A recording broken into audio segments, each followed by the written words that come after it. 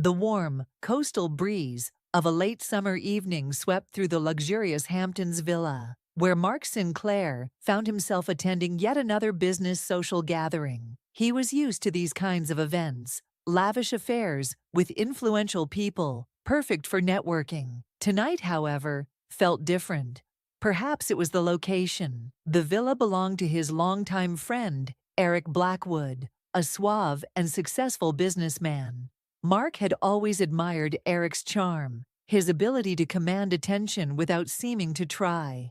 Eric was everything Mark aspired to be, or at least, that's what he thought before tonight. Mark, 38 years old, was at a point in his life where he felt that everything should be falling into place. He had a successful career in marketing, rising quickly through the ranks at his Manhattan-based firm. He was respected, reliable, and focused. His wife, Sophie Sinclair, 34, was the jewel of his life, a dazzling beauty with blonde hair that framed her face like a halo. Sophie was the woman every man dreamed of marrying. At least that's what everyone said. To outsiders, they had the perfect life, a successful, handsome couple, living in a penthouse overlooking Central Park, attending charity galas, mingling with the New York elite. But behind closed doors, things were different. Mark had been pouring himself into his work for the last few years, hoping to secure a top position at his firm. This ambition left little room for personal time with Sophie. He justified it as a temporary sacrifice, something necessary to secure their future. Sophie, on the other hand, had grown restless. She wasn't built for the solitude that Mark's long hours brought. She thrived on attention, excitement, and adventure, traits that made her irresistible to others, but increasingly difficult for Mark to understand. This particular evening at Eric's villa was one of those rare occasions when Mark decided to let loose a little. The stress of his job had been weighing him down, and Sophie had insisted they attend. "You need a break, Mark. You're always working," she had said, her tone slightly clipped, as if there were more to her frustration than she let on. Sophie was right. He did need a break. So here he was, dressed in a tailored suit, drink in hand, mingling with people he only vaguely knew. Sophie, as always, was the center of attention. She floated around the party in a crimson silk gown that hugged her curves, her laughter infectious, her presence magnetic. Mark watched her from across the room, his heart swelling with a mixture of pride and guilt. She was so beautiful, so full of life, and here he was, always too preoccupied with work to truly appreciate her. He had promised himself that things would change, that he'd spend more time with her. After this promotion, everything would be different. But life doesn't wait for perfect timing. As the evening progressed, Mark found himself engrossed in a conversation with a potential business partner. It was a tedious discussion about market shares, a topic that usually captivated him. But tonight, his mind kept wandering. He caught glimpses of Sophie laughing with Eric.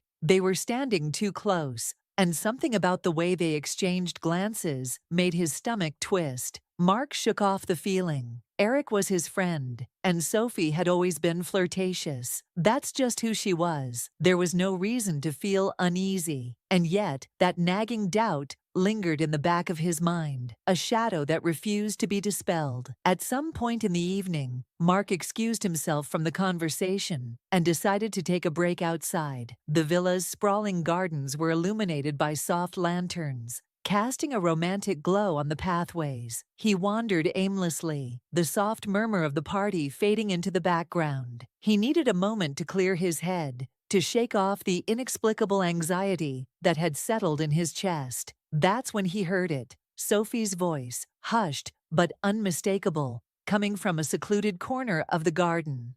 Mark stopped in his tracks, instinctively drawn toward the sound. He couldn't make out the words at first, but as he moved closer, the conversation became clearer. "I can't believe we've been doing this for months," Sophie was saying, her voice a mixture of excitement and guilt. "It's like living a double life." Mark's breath caught in his throat. His first instinct was to turn around and walk away, to pretend he hadn't heard anything. But something compelled him to stay, to listen. "I know. came a second voice, Eric's. His tone was smooth, almost soothing. But we've been careful. Mark hasn't noticed a thing. He's too wrapped up in his work to even suspect. Mark's heart pounded in his chest, each beat a hammer against his rib cage. He stepped closer, careful not to make a sound. From his hidden vantage point, he could see them now, standing under the soft glow of the lanterns. Sophie was facing Eric, her hand resting on his arm. Her expression conflicted. "He's a good man," Sophie said softly, her voice tinged with regret. "I never wanted to hurt him." "You're not hurting him," Eric replied, his voice low and persuasive. "You're just doing what you need to do to feel alive again. He doesn't have to know."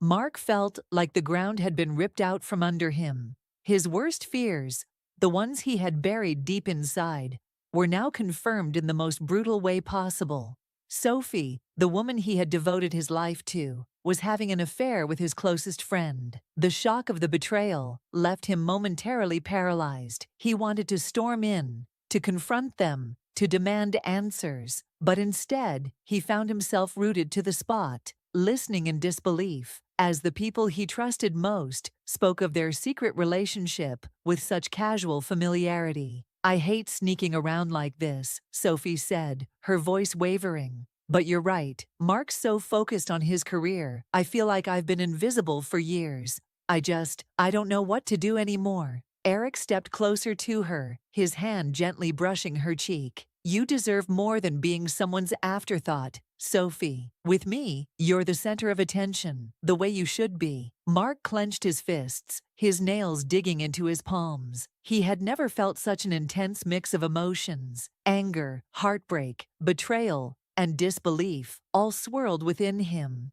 leaving him raw and exposed. He wanted to scream, to lash out, to make them see how deeply they had wounded him. But instead, he forced himself to stay silent. Bursting in on them now would only lead to a scene, one that he wasn't emotionally prepared to face. "I don't know how much longer we can keep this up," Sophie said, her voice trembling slightly. "It's exhausting, lying to Mark all the time. I hate myself for it." Eric wrapped his arms around her, pulling her close. "You don't have to make any decisions right now. We'll figure it out. But remember, Sophie, you deserve to be happy. That's all that matters." Mark felt like he was going to be sick.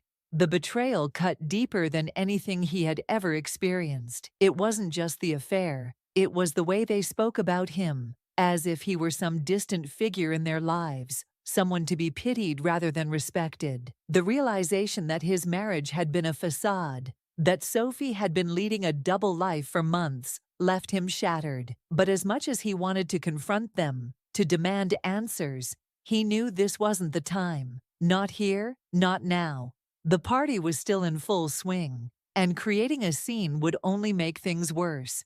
He needed time to process, to think, to figure out what to do next. Mark quietly retreated, slipping back into the shadows of the garden, his mind racing. He had always prided himself on being level-headed, on not letting emotions get the better of him. But tonight, that self-control was slipping away, replaced by a searing rage and overwhelming grief. He made his way back into the villa, the noise of the party, a distant hum in his ears. People smiled at him as he passed, oblivious to the turmoil raging inside him. He forced a polite nod, his face a mask of calm, but inside, he was crumbling. Sophie and Eric rejoined the party, not long after, both of them laughing and chatting, as if nothing had happened. Mark watched them from across the room, his stomach churning. How could they be so brazen? How could they lie to his face, all the while knowing what they had been doing behind his back? For the rest of the evening, Mark went through the motions, engaging in small talk with other guests, all the while keeping a close eye on Sophie and Eric. His mind raced with questions. How long had this been going on? How many lies had Sophie told him? And most importantly, what was he going to do about it? By the time the party wound down, Mark had made a decision. He wasn't going to confront Sophie tonight. He needed time to gather his thoughts, to figure out his next move. The revelation of the affair had shattered his world, but he wasn't going to let it destroy him. The morning after the party, Mark woke early, unable to sleep.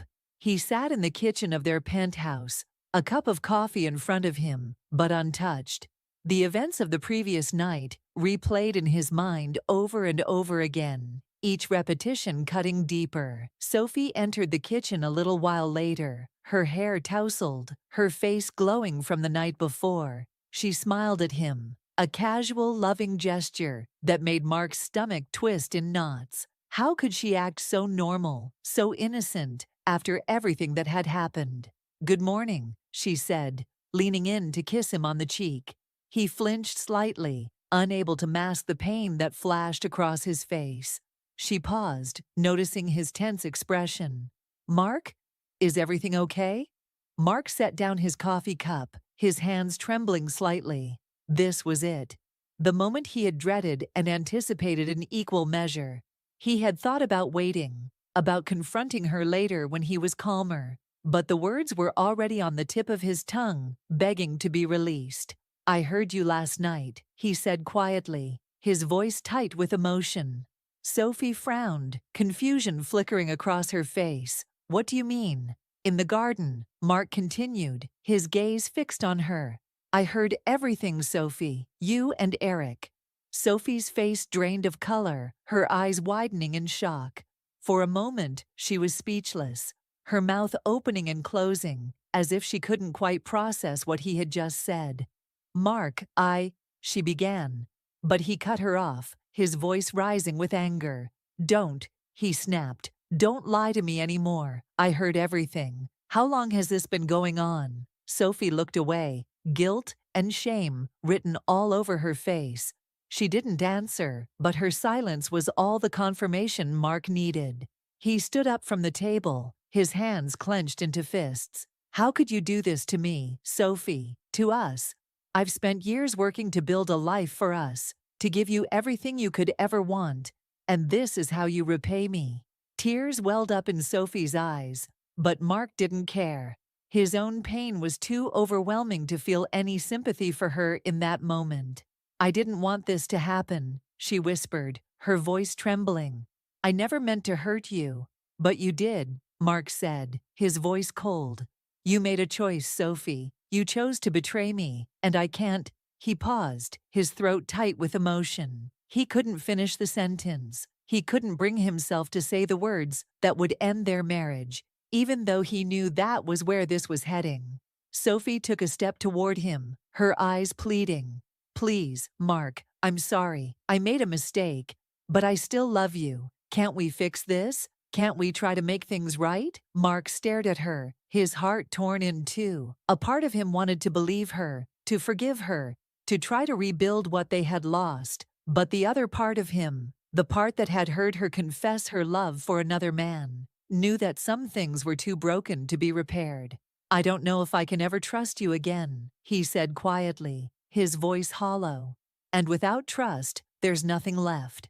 Sophie's tears spilled over, and she covered her face with her hands, sobbing. But Mark felt no comfort in her remorse. The damage had been done, and there was no going back. Mark left the apartment that day, taking only what he needed. He didn't look back. The betrayal had cut too deep.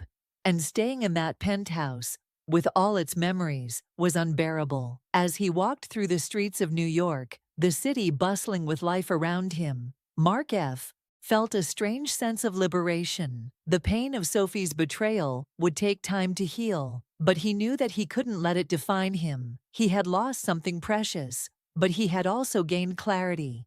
Trust was fragile, easily shattered, but impossible to rebuild once broken. And now, Mark was free to rebuild his life on his own terms. Life is unpredictable, filled with moments that challenge us in ways we never imagined. For Mark, the revelation of Sophie's affair shattered the illusion of a perfect life, but it also gave him the strength to move forward. Sometimes, the hardest moments in life lead to the most profound personal growth. Thank you for watching.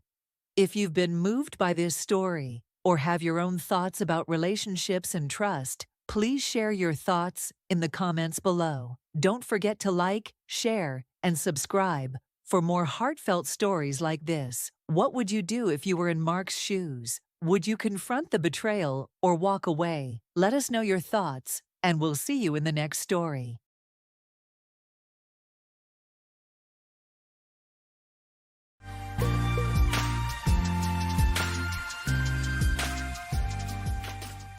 I stepped outside, holding a leash, ready to take my dog for a walk and enjoy a short run. As I observed my neighbors starting their cars and heading to work, I let out a deep sigh, realizing I had no office or workplace to rush to anymore. Following my business's bankruptcy, I was stuck with a huge pile of debt, and I'd be spending another day at home, trying to revive my once thriving business, which had met with nothing but failure. The weight of these setbacks left me feeling lost in a world that continued moving forward without me. I noticed my neighbor James walking over from his well-maintained driveway. James ran a successful car import business and often had different luxury cars parked outside his house. Today was no exception, and James walked confidently with a big grin. James greeted me cheerfully, almost too cheerful. I responded with a forced smile, even though I noticed his grin seemed to grow wider. I remarked on another day of relaxation for him, though his comments stung. I calmly mentioned that every day brings its own challenges. James just chuckled and said he had cars to import, then strolled away. I watched him go, reminding myself not to let his insensitive remarks affect me. I knew some people couldn't resist the urge to gloat. Returning home used to bring me great comfort, but now it felt like stepping into a storm, not because of the walls or the furniture, but because of someone who lived there, my wife, Nicole. Nicole, who worked as an insurance agent, had grown distant and cold since my financial troubles began. The difference was stark. Gone were the days when she would excitedly call me to come home early for a romantic dinner or snuggle on the couch for a movie. Our conversations, once warm and affectionate, had become brief and mechanical. The home that had once been a sanctuary of love now felt like a reminder of what we had lost. I attempted to bridge the growing gap between us by mentioning the times when Nicole used to check on me during the day. Nicole responded curtly without looking up from her papers, indicating that things change. One evening, after returning from work, I gathered the courage to approach Nicole, driven by my longing to rekindle the closeness we had once shared. I softly brought up our first anniversary, recalling the candlelight dinner on the terrace and our dance under the stars. Nicole looked up from her laptop with an unreadable expression and inquired about the purpose of my remarks. I confessed, saying, I miss us. I miss how things used to be. She audibly sighed, closed her laptop, and explained that she didn't have time for this at the moment, as she was swamped with work. She emphasized that being at home didn't grant her the luxury to sit around and reminisce. I felt a sharp sense of rejection and expressed my desire to spend time together as we used to. Nicole's eyes hardened as she mentioned that times had changed, highlighting her responsibilities while I pursued my activities. She indicated that she didn't have time for sweet talk and suggested that we could discuss things when she wasn't buried with work. I nodded, feeling the weight of the distance between us. "All right, Nicole, whenever you're ready." As I walked away, the cold silence of our home felt more pronounced than ever. While walking through the park with my dog, a newfound optimism began to well up within me. Despite the failure of my business, I realized it was just one obstacle in the grand scheme of life. I whispered to myself, patting my dog, "It's just another challenge. I can and will rise again." Upon returning home from the dog walk, I noticed Nicole at the dressing table, gracefully applying lipstick and makeup. Her reflection caught my eyes, evoking memories of the early days of our love. I approached her with a gentle smile and complimented her beauty. Nicole didn't even glance at me. She continued applying her makeup. A moment later, when she was finished, she looked at her own reflection and smiled, remarking, "I am beautiful." In an effort to bridge the gap between us, I casually inquired about her work schedule for the evening. She paused, eyeing me curiously. "Around 7, I think. Why?" I winked and replied, "Oh, no reason. Just thought I'd ask." In my heart, I planned a surprise. Tonight, I would prepare a home-cooked dinner, complete with her favorite wine. It was a small gesture, but perhaps it could mark the beginning of healing our bond and regaining her attention.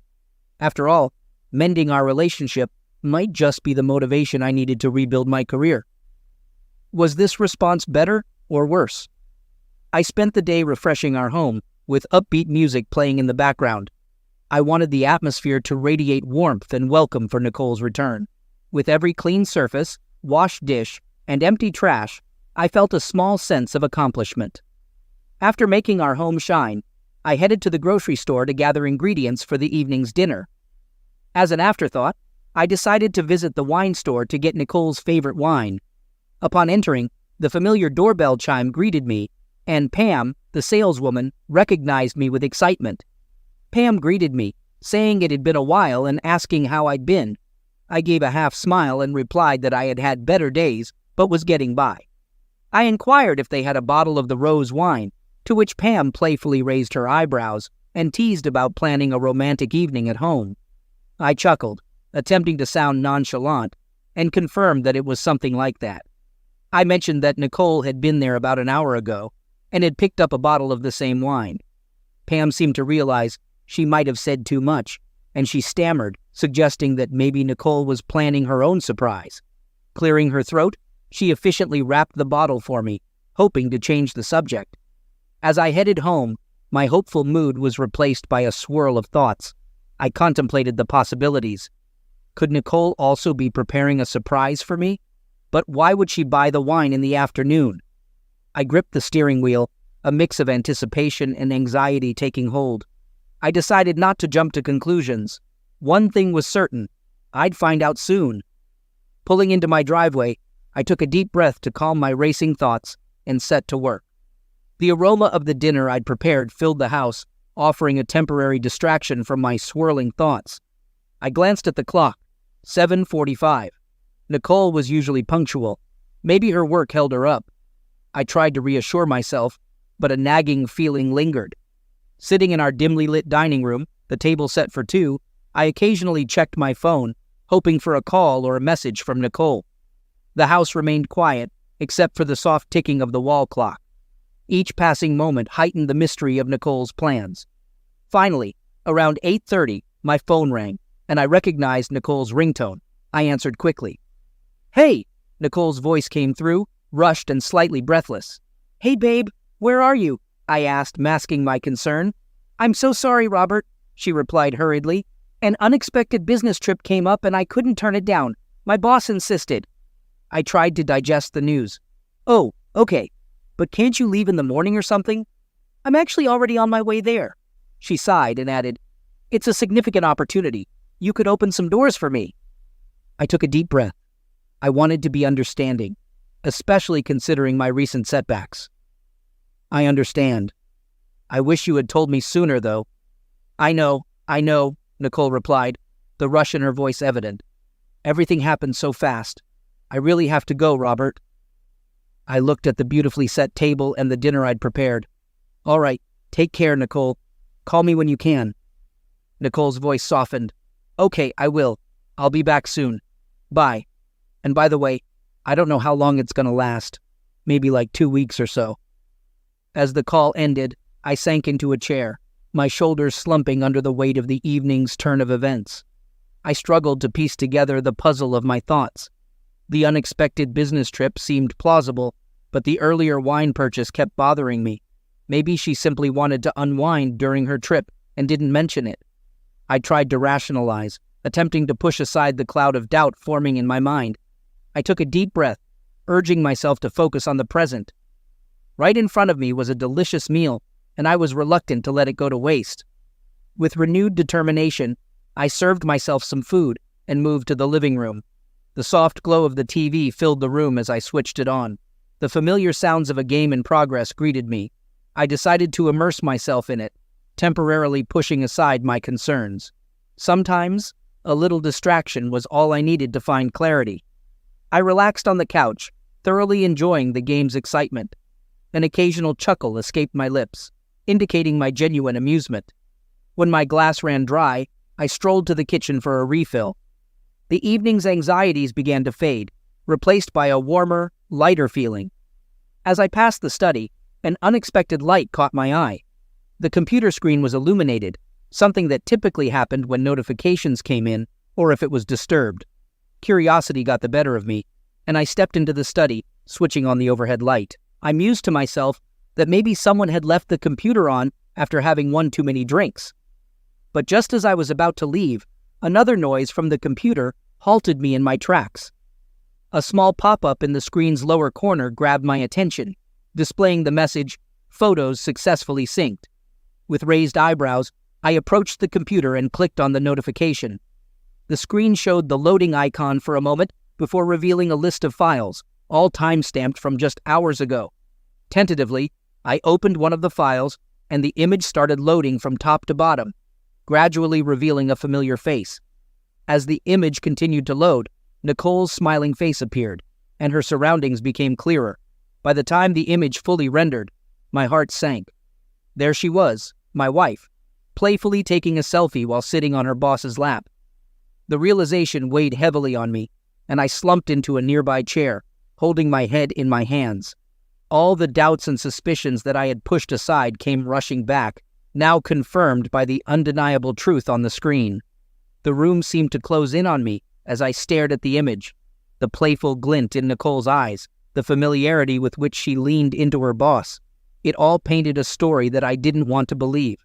The wine I had consumed churned uneasily in my stomach. I returned to the list of files, clicking on another one. A sequence of photos revealed Nicole and her boss at a fancy bar. In some pictures, they were laughing and toasting with their glasses. In others, they were engaged in deep conversation, their faces close together. With each image, the reality of the situation became more evident. The evening's attempts to rekindle our relationship, the dinner I had prepared with care, it all seemed to taunt me now. A confusing mix of anger, pain, and betrayal flooded me, and most of all, I felt an overpowering sense of loss. I got up and returned to the living room, no longer interested in the wine I held. I was now looking for something stronger. With a light drizzle outside, I put on my coat and headed out. Slowly, I made my way to the liquor store. As I walked, my heart ached with pain. I could feel myself shattering into numerous pieces. Memories of the joyful times I shared with Nicole replayed in my mind, but now they were tinged with sadness. The question, why, echoed repeatedly. Why did Nicole grow distant? Was it because I had failed as a provider? I remembered the times when my business was thriving, when we both had big dreams. I had once enthusiastically promised Nicole the latest Mercedes, a symbol of success and luxury, but I never followed through on that promise. Could that unkept promise be a part of why she distanced herself? Or was it something more? It was hard to pinpoint one reason. Perhaps it was a combination of many small things, overlooked moments, and unspoken emotions. All I knew for certain was that our relationship had changed, leaving me with a profound sense of loss and confusion. I entered the store, rainwater dripping from my face and soaking my coat. Pam, upon recognizing me, noticed the fading smile on my face and paused for a moment, searching for the right word. "Hey, Robert," she began gently. "Having a tough day?" My voice was low, almost a whisper. "Whiskey, please." Pam, perceptive as always, sensed that something was amiss. "Are you sure about that? You know, if you need someone to talk to." But I simply shook my head, interrupting her. "Just the whiskey, thanks." I took the bottle, offered a brief, wary smile, and left the store. I didn't wait until I got home to open the whiskey. After a few swallows, the world began to spin. The drink heightened my emotions, breaking down my usual defenses. Stumbling a bit, I began speaking louder to strangers passing by. "Hey there," I slurred, pointing at no one in particular. "Do you know my wife? She's off somewhere having the time of her life with her boss, and here I am, celebrating." I laughed bitterly, my words dripping with sarcasm. "Yep, a one-man party. That's me." As time passed, my speech became increasingly incoherent. I began to sing fragments of a song that had played in my home earlier, the same song meant to accompany a romantic dinner for two. My voice wavered, sometimes staying on key, other times going entirely off tune. The sadness in my rendition was palpable, the melody mirroring my broken heart. Stumbling along the sidewalk, I realized I had lost my whiskey bottle. Thinking I had finished it, I decided to return to the store for another. As I swayed and muttered to myself, I reached into my pocket for money, but it was nowhere to be found. It was then that I noticed an older man nearby, watching me with a mix of concern and curiosity. I raised my voice and my words slurred together as I confronted the old man, asking if he had something to say. The elderly man, wearing glasses and carrying a worn-out backpack, appeared surprised by my aggression at first. However, my tone quickly shifted from confrontational to desperate. I apologized to him, my voice breaking, and explained that I really needed a drink right now. I asked if he could spare $20. The old man sighed and reached into his pockets, pulling out a few crumpled dollar bills from his shirt pocket. He told me it was all he had, and extended the money to me. Still unsteady on my feet, I accepted the money and mumbled my thanks. Then I suggested that he join me for a drink, but the old man gently declined, expressing concern that I had already had enough. I was about to respond defiantly when my stomach turned, and I vomited onto the pavement. The mist had soaked everything around, and the cold was settling in. I, wet and disoriented, leaned against a brick wall with my eyes closed, trying to catch my breath. The old man observed with a furrowed brow, expressing worry. He prodded gently, asking if I lived nearby. In my hardly coherent state, I simply murmured that I wanted to sleep. Surveying the nearly deserted street with the dim light from a nearby lamppost casting long shadows on the wet pavement, the old man expressed concern that it wasn't a suitable place to sleep, especially in such weather conditions. He mustered his strength and helped me to my feet, taking most of my weight. Encouraging me, the old man led me toward a nearby bridge. Below the bridge, hidden from the rain and prying eyes, was a small makeshift shelter that served as the old man's temporary home. It was constructed from discarded materials and tarps, offering limited comfort, but at least being dry and relatively warm. I stirred awake, the soft chirping of morning birds filling my ears. My surroundings seemed unfamiliar, a murky haze blurring my vision. My skull throbbed with pain from the previous night's excesses. I winced as I tried to make sense of where I was. The dim light revealed a simple wooden shelter. With a groan, I pushed back the curtain and stepped outside, attempting to orient myself. Next to a gentle river, an elderly man sat calmly, casting his fishing line. His posture remained relaxed, and his hands displayed steadiness, despite the evident marks of time on his skin. The cautiously approaching man greeted me with a knowing smile, and remarked that it took me a while to wake up, and that we had a bit too much fun the previous night. Momentarily taken aback by the man's warmth, I stammered, expressing my lack of memory regarding how I ended up there. The man, named Jim Hughes, chuckled and explained that I had consumed too much alcohol the night before, leading to me passing out on the pavement. He mentioned that it didn't feel right to leave me there, so he brought me to this place. My cheeks reddened with embarrassment, and I thanked Jim while expressing my hope that I hadn't caused any trouble. Jim leaned back, and the sun reflected off his aged eyes as he admitted that I had been a bit loud, particularly in my shouts about my wife. Feeling the weight of the previous night's events, I apologized and explained that I had been going through a tough time lately. Jim's gaze softened, and he offered comforting words, mentioning that he had been in a similar situation, experiencing grief and feeling lost. He shared some wisdom, stating that pain has its own way of healing and that time can help. Jim suggested having breakfast for the moment. Without hesitation, I blurted out a request for something to drink, citing the splitting headache I was experiencing. Jim chuckled, showing he had already anticipated this, and soon the delightful aroma of simmering fish soup filled the air. I watched as Jim skillfully prepared the meal, and I couldn't help but express how heavenly it smelled. Jim replied with a wink, attributing it to an old family recipe perfect for mornings like these. As we enjoyed the warmth and flavor of the fish soup under the open sky, Jim took a moment to offer me some advice. I sighed and expressed my understanding of the need to avoid letting alcohol control one's life. Jim looked at me, his gaze pausing for a moment, and shared his perspective, mentioning that life is complex, and that sometimes it's best to let go and move on, particularly if someone has wronged you. I sensed a touch of sadness in his eyes, but refrained from delving further into the subject. Instead, I thanked Jim for everything, and mentioned my intention to head home. As I prepared to leave, I noticed some intricately carved wooden figures and objects outside the shack. Impressed, I asked if Jim had made them. Jim's eyes sparkled as he confirmed that he had crafted them, explaining that they were a piece of his past life that he still held onto and that woodworking brought him peace.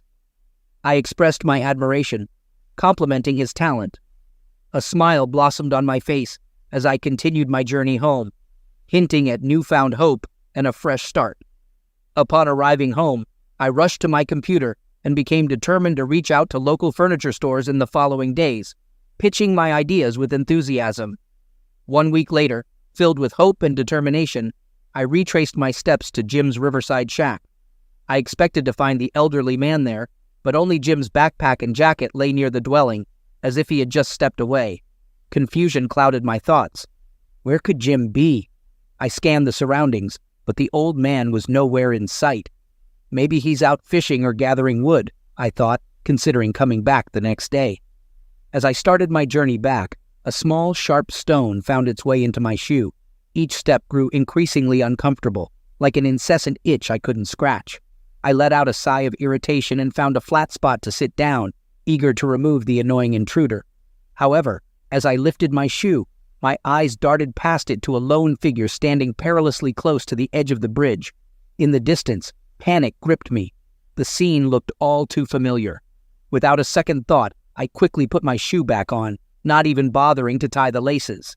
I shouted with desperation as I saw the person too close to the edge of the bridge, fearing the worst. I hoped that with each rapid step, I could reach them in time, praying they would hear me and step back to safety. My feet thudded against the wooden planks of the bridge, and as I got closer, Jim's figure became clearer. Initially relieved to find my friend, my smile disappeared when I noticed a coiled rope on the ground next to Jim, replacing my relief with gut-wrenching fear. Jim's eyes, filled with pain and unshed tears, met mine, conveying the despair that words couldn't express. Without hesitation, I approached Jim with slow and deliberate movements, careful not to startle him. I reached out and put an arm securely around his shoulders. We stood there together, two souls on that bridge, sharing a moment of raw vulnerability. I tightened my grip, feeling Jim's body tremble. As Jim's tears finally flowed, I pulled him into a tight embrace, the weight of the moment pressing down on us both. "It's okay," I murmured softly into Jim's ear, my voice steady and reassuring. "I'm here. We'll face this together." Sitting side by side on the bridge, Jim slowly began to share his story with me, unraveling the threads of his life step by step. He began by mentioning his service to the country and his job at a food processing plant, emphasizing that it may not have been glamorous, but it was honest labor. Jim's voice carried a weary tone as he recounted his journey, mentioning that he had secured a small apartment and had done everything he could to provide for his daughter, who meant the world to him.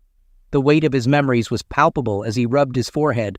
He continued, explaining that he lost his job when the plant downsized and missed a rent payment, leading to his eviction just a week later.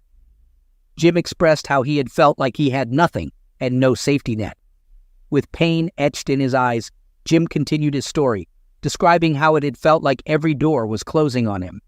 He mentioned returning to his hometown with the hope of better luck, but faced difficulties due to his lack of a permanent address.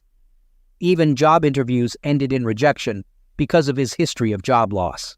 Jim looked down and fidgeted with his hands, conveying his anguish as he recounted how he was picked up for sleeping in places he shouldn't have been and fell seriously ill.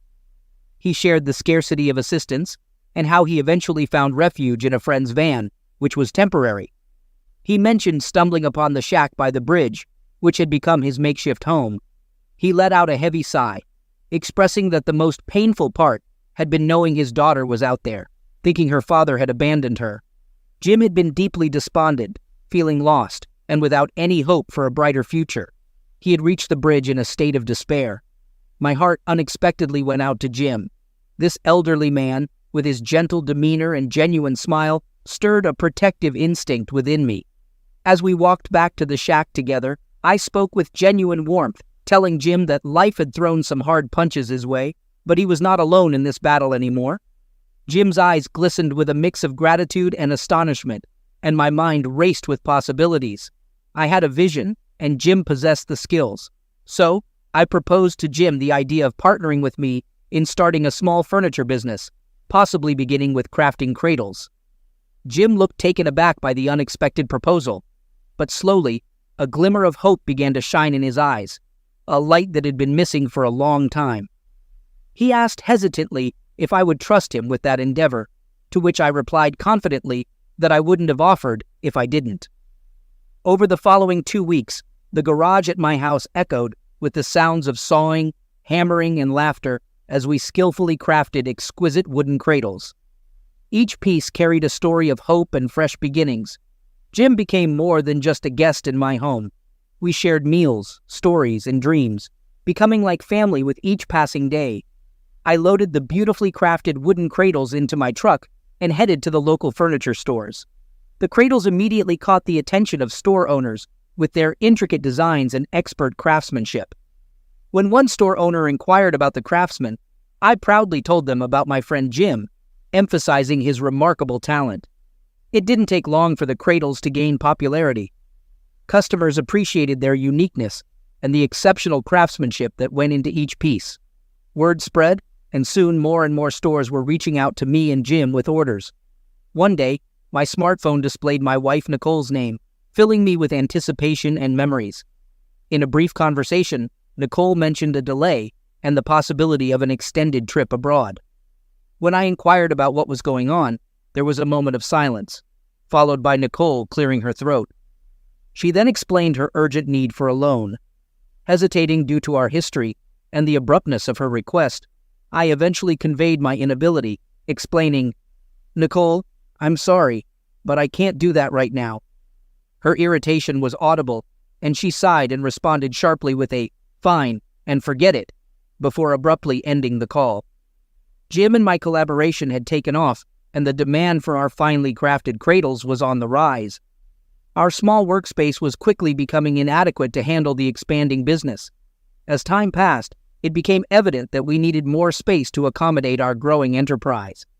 I recalled a conversation with my friend Mark, who mentioned owning an old barn just outside of town. It was spacious, sturdy, and had been vacant for years. The transition to the barn went smoothly, and we hired a couple of eager local workers who were enthusiastic about learning the craft and becoming part of our growing success. I began to oversee operations more frequently from my home office. One evening, after a long day at the barn, Jim returned home to a pleasant surprise. Upon entering the house, he found me bustling around in the kitchen, which was an unusual sight. Typically, we would share a simple dinner with the rest of the crew back at the barn before calling it a day. However, this evening was different. The table was neatly set, and the delicious aroma filled the air. Seeing Jim standing there, somewhat perplexed, I motioned for him to take a seat at the table. "Please sit down, Jim. Dinner will be ready shortly," I said with a friendly smile. Jim, though confused, complied and took a seat, observing me as I moved about the kitchen with determination. Eventually, I joined him at the table, removing my apron, and my face lit up with a wide grin, piquing Jim's curiosity. "I hope you won't be upset, Jim," I began, my eyes gleaming with an indescribable emotion. Before Jim could inquire further, the doorbell rang. I quickly answered it, and a moment later, a young girl hesitantly entered the room, her eyes filled with curiosity as she took in the unfamiliar surroundings. A woman followed closely behind. Jim's face shifted from pale to flushed with emotion as he recognized his daughter, Mindy. He rose from his seat, stumbling slightly as he rushed towards her. They embraced tightly, their emotions needing no words to convey their feelings. Behind them, I stood with the young girl, Kristen, smiling warmly at the heartwarming reunion. Mindy's voice quivered as she spoke amidst tears, expressing, "I thought I'd never see you again, Dad." Jim choked out with a trembling voice, "I'm so sorry, sweetheart. I should have reached out." In a soft tone, Mindy said, "You should have, Dad, but it's okay now," as she stroked her father's hair. Jim nodded, clinging to his daughter as if she would vanish if he let go. He then looked at Kristen and then at Mindy, slightly confused. Mindy laughed and informed him, "Yes, that's Kristen." Jim gazed at his granddaughter, a lovely little girl he had only seen as an infant in pictures. I clapped my hands, gently drawing their attention, and informed them, "Well, everyone, dinner is ready. Please come to the table." As they gathered around the table, Mindy shared her struggles of the past month. Her obsession with finding her father had strained her relationship with her husband, ultimately leading to their separation. It had been a challenging journey, but at that moment, with her father by her side and new friends around, Mindy felt a sense of peace and closure she hadn't experienced in a long time. The warmth and laughter in my home multiplied with Mindy and Kristen's presence. They added a delightful energy that I recognized was healing for me. I invited them to stay, knowing how much it would help my friend rebuild the lost bond. One evening, while engrossed in paperwork in my home office, the main door squeaked open. It wasn't Jim or Mindy, and I knew this because they always announced their return cheerfully. Glancing out, I saw Nicole. She appeared weary, with slumped shoulders and dark circles under her eyes. She sighed, dropped her bags, and stretched. That trip was quite an experience. I watched her silently, a furrow forming on my forehead. She walked past me and slumped on the living room sofa, every move reflecting her exhaustion. Taking a deep breath, I approached her. I hesitated for a moment before sitting beside her, maintaining a bit of distance. Nicole glanced at me, trying to gauge my feelings. "Look, Robert, I know things have been complicated, but—" I raised a hand, interrupting her. "Did you have your phone sync turned on?" I asked, my voice low. Nicole looked puzzled, but realization soon crossed her face, her eyes widening in shock. I swallowed hard, holding back my emotions. "I saw the pictures, Nicole. I didn't need to see more than a few to understand." She moved closer, desperation in her eyes. "Robert, please listen. It's not how it seems. We were just—" I stood up abruptly, cutting her off. "I wish I hadn't seen those photos, Nicole. But now that I have, things can never be the same. I won't pretend everything's okay." Nicole's voice trembled as she pleaded. "Robert, just give me a chance to explain." I shook my head. "I think it's best if you leave. Please." Nicole's tone escalated, her frustration evident. "So this is it? You won't even hear me out? Fine, leave. But just remember, no one will ever stand by you the way I did. No one will love you like I did." The sound of the front door creaking open interrupted the tension in the room. Jim, having just entered, froze. Realizing the gravity of the situation, he decided to give them some privacy and quietly retreated, gently closing the door behind him. Nicole's demeanor shifted as her attempts to assert herself failed. She appeared genuinely remorseful. "Robert, I'm truly sorry," she whispered. While I acknowledged her apology, I firmly requested that she leave. As Nicole exited, a cheerful Kristen was playing on the lawn. She spotted me and rushed over, hugging my legs tightly. The innocent embrace seemed to emphasize the contrast between the past and a potential future. Nicole watched, taking in the scene. A pang of realization struck her. Perhaps someone else would indeed offer me the love and respect I deserved, something she had been unable to provide.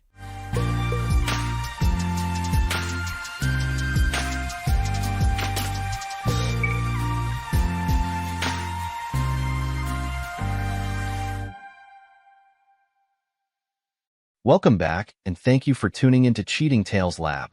We appreciate every single one of you. We'd love to know what part of the world are you watching from right now. Let us know in the comments. Now, let's dive into today's story. The late afternoon sun cast long shadows through the kitchen windows as James Mitchell mechanically went through his post-shift routine. 24 hours of back-to-back emergency calls had left him exhausted, but the cryptic message from Andrea's school principal had sent him rushing home instead of catching his usual recovery sleep at the station. "Fourth time this month," he muttered, checking his phone again. No response to his texts or calls. Andrea had never missed a day of teaching in 12 years. Her perfect attendance record was practically legendary at Roosevelt High. James's firefighter uniform still carried the acrid smell of smoke from their last call, a warehouse fire that had nearly gone critical. He would have changed, but something about the principal's tone had set off warning bells in his mind. 15 years on the job had taught him to trust those instincts. The house felt wrong. Andrea's car was in the driveway, but the usual sounds of NPR or her favorite classical music station were missing. Instead, a faint bass line pulsed from somewhere below. The basement door stood slightly open, warm air carrying up unfamiliar music. "Andrea?" James called out, his voice echoing in the empty kitchen. The basement lights were on, shadows moving across the sliver of light visible through the door gap. The music suddenly cut off. Footsteps creaked on the stairs, and James felt his world tilt sideways as two figures emerged from the basement. Andrea, her dark hair disheveled and lipstick smeared, followed by Matthew Reynolds, his best friend of 20 years and fellow firefighter. Well, Andrea drawled, her normally warm voice dripping with contempt. Look who's home early. Done playing hero for the day? James stared at Matthew's hand resting possessively on his wife's hip. The same hand they'd clasped in brotherhood countless times during rescues, the same friend who'd stood as his best man. What's going on here? James kept his voice steady, though his hands had unconsciously clenched into fists. Andrea's laugh held no trace of the woman he'd married. Oh, don't act so shocked, loser. Did you really think I was happy playing the devoted wife while you ran off to save everyone else? She leaned back against Matthew, who smirked with undisguised satisfaction. 5 years, she continued, clearly savoring each word. Matthew and I have been meeting right here in your precious basement. All those renovations he helped with? We turned it into our little love nest while you were pulling your heroic double shifts. Matthew finally spoke, his familiar voice now twisted with mockery. Someone had to keep her satisfied, brother. You were always too busy with the job, weren't you? Missing dinners, holidays, anniversaries. A woman has needs. And now, Andrea's hand drifted to her stomach in a gesture that made James's blood run cold. We're going to have what you could never give me. A family. Her smile turned cruel. Oh, and don't bother running to tell Claire about this. Your precious friend's wife already caught us months ago. She knows we deserve each other. James stood perfectly still, his fire captain's training kicking in automatically. Assess. Control. Respond. His voice came out calm, almost detached. How long has Claire known? Long enough, Matthew shrugged. She's not as fragile as you think. Unlike you, she can handle the truth about what she married. The truth? James's laugh held no humor. That's rich coming from you, Matt. Real rich. Andrea's expression flickered for just a moment before hardening again. Don't try to play the victim here. You drove me to this with your constant absence. Your precious job always came first. Matthew actually makes time for me. Time to do what exactly? James's eyes swept over them both. Besides turning my basement into your personal brothel? Matthew took a threatening step forward. Watch your mouth, brother. You might be a hero at work, but this isn't your firehouse. No, James agreed quietly. It's my house. My basement. My wife. His gaze locked onto Andrea. At least for now. Andrea's sneer wavered slightly at his tone. What's that supposed to mean? It means, James said, his voice dropping to a dangerous calm, that you both seem awfully confident for people with so much to lose. Before either could respond, James's phone buzzed.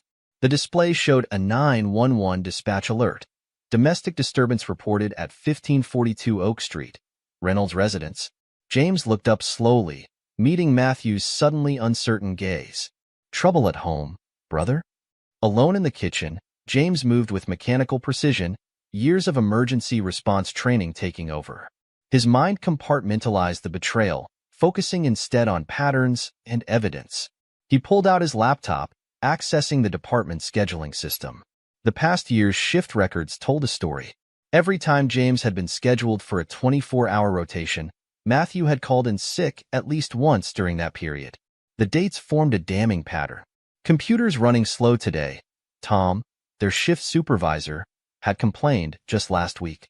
Matt's been reorganizing all the old scheduling files. Said he was helping streamline things.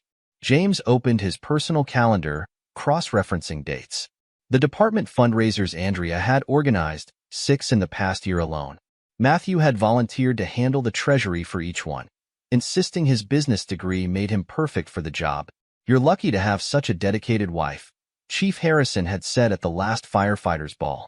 Andrea's raised more money than any previous coordinator. The basement renovation flickered through his memory. Matthew had spent weeks down there, insisting on doing the electrical work himself. Can't trust these modern contractors, he'd said. Besides, what are brothers for? James pulled up his home's electrical bills for the past year. The usage patterns showed suspicious spikes, far beyond what 2 people should consume. The basement's separate circuit, Matthew's idea, didn't register on the main panel readings. His phone chimed with a text from Claire, dated just 3 days ago. Dinner still on for Saturday? Can't believe our 15th anniversary party is next month. Andrea's been so helpful with the planning. Something cold settled in James's gut. If Claire had really caught them months ago, why was she still planning celebrations? Why keep up the pretense in private messages? The dispatch alert about the Reynolds residence kept flashing on his phone. James pulled up Matthew's personnel file, using his captain's access. 3 domestic disturbance calls in the past year, all mysteriously missing from the official record. The responding officers' names had been redacted. Computer issues, Matthew had explained during their last system upgrade. Had to clean up some corrupted files. You know how it is with these old systems. The pattern crystallized with brutal clarity. Not just the affair. Something bigger was happening. The fundraisers, the electrical work, the missing records. His phone buzzed again. Another 911 dispatch. Female victim at Reynolds residence requesting medical attention. Possible domestic assault. James grabbed his keys, his mind already mapping out next steps. If his suspicions were right, the affair was just the surface of a much darker truth. The emergency room at St. Mary's Hospital buzzed with its usual controlled chaos, but James moved through it with practiced ease. He'd transported enough victims here to know the quiet corners, the places where privacy still existed. He found Claire Reynolds in one of those corners, hunched on an exam table. Her designer blouse, the one she'd worn proudly at last month's department dinner, was spattered with blood from her split lip. A bruise bloomed across her left cheekbone, already turning purple. James. Her voice cracked as she looked up. How did you? Got the dispatch call, he said quietly, pulling up a chair. Want to tell me what happened? Claire's hands trembled as she clutched a tissue. I found receipts, she whispered. Strange deposits in our joint account. When I asked Matthew about them, she gestured to her face. First time. James kept his voice neutral, professional. No. The words seemed to deflate her. But he always said no one would believe me. That you'd never accept anything bad about your best friend. A bitter laugh escaped her. He said the department would back him up. That he'd taken care of any incidents. James pulled out his phone, setting it to record. Tell me everything, Claire. Start with when you actually found out about Andrea. Claire's head snapped up. Andrea? What about? Understanding dawned in her eyes. Oh God, they told you I knew? That I was okay with it? Fresh tears spilled. James, I just found out today. The receipts, they had her name on them. When I confronted him, that's when he hit you? She nodded. He said I couldn't prove anything, that he'd make sure any report disappeared, just like the others. Her voice hardened. But he was wrong about one thing. I did keep proof. Claire reached into her purse with shaking hands, withdrawing a USB drive. Bank statements. Text messages. Photos of the other times she swallowed hard. I was afraid no one would believe me without evidence. James pocketed the drive. You did good, Claire. Real good. He stood, decision made. I need to make some calls. You okay here for a minute? She managed a weak smile. The nurse said Detective Sarah Martinez is coming. She specializes in domestic cases. Sarah's good people. James nodded. She'll take care of you. In the hallway, James made 2 calls. The first to Internal Affairs, requesting an urgent review of all domestic incident reports involving Matthew Reynolds, with special attention to deleted or modified records. The second call went to Roosevelt High School Board. This is Captain James Mitchell, he said calmly. I need to discuss some irregularities in the fundraising accounts managed by Andrea Mitchell and Matthew Reynolds. Specifically, large discrepancies between reported donations and actual deposits. He ended the calls, staring at the phone for a long moment. The pieces were falling into place, forming a picture far uglier than a simple affair. The basement electrical work, the missing funds, the corrupted records. Claire's voice echoed in his mind. I did keep proof. James smiled grimly. It was time to see exactly what his wife and best friend had been hiding in his basement. Sometimes, he reflected, the best way to fight fire was to let it burn hot enough for everyone to see the truth in its light. James sat in his dimly lit home office at 3 a.m., surrounded by stacks of documents and 3 computer monitors. The digital records from Claire's USB drive had opened a Pandora's box of deception. Bank statements revealed a joint account under Matthew and Andrea's names with regular cash deposits, each coinciding perfectly with the fundraisers they'd organized. Captain Mitchell? Sarah Chin's voice crackled through his phone. The department's forensic accountant had been working through the night at his request. Those fundraising records you sent? It's worse than we thought. Much worse. 20 minutes later, James stood in Sarah's office at the station, watching as she pulled up spreadsheet after damning spreadsheet on her dual monitors. See this pattern? She highlighted a series of transactions. Every charity drive, every department fundraiser for the past 3 years. The reported totals never matched the actual deposits. We're looking at nearly $200,000 in discrepancies, but that's just the surface. James leaned closer, his jaw tightening. Explain. The money moves through a series of shell accounts before landing here. Sarah pulled up another document. 5 different charitable foundations, all registered to vacant offices. Matthew set them up using his treasurer credentials. Each one received donations from the fundraisers before the money disappeared into offshore accounts. And no one caught this? Matthew was methodical. He'd submit final reports weeks late, claiming he needed time to reconcile cash donations.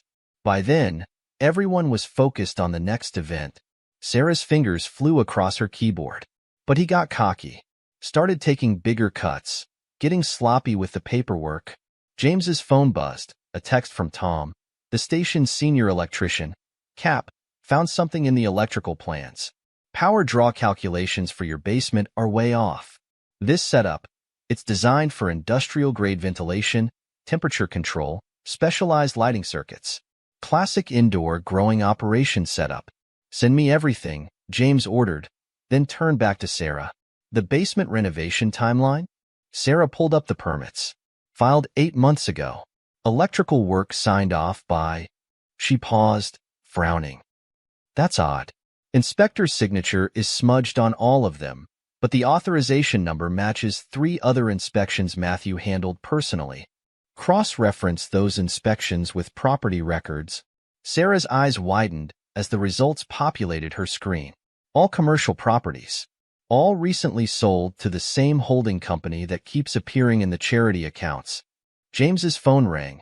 Detective Martinez from Narcotics. Captain, got those surveillance photos you asked for. Last 3 months of activity around Roosevelt High. You need to see this. The photos showed Andrea's car parked behind the school gym during various events, basketball games, parent-teacher conferences, fundraisers. In each image, different vehicles would appear, stay for exactly 7 minutes, then leave. Those license plates? Martinez continued. They match known associates of the Santiago illegal substance ring. Your wife's been using school events as cover for distribution. James felt cold rage building, but his voice remained steady. The basement wasn't just their love nest. They turned my home into a distribution hub. He dialed a number he'd kept for emergencies. Jack? Mitchell here. Remember that warehouse fire where you lost your whole surveillance operation? Time to call in that favor. I need your team. Off the books. Sarah looked up from her computer. Want me to alert internal affairs? Not yet. James's smile held no warmth. First, we document everything. Every transaction, every meeting, every fake inspection. Let them think they're still invisible. They used your reputation as cover, Sarah said softly.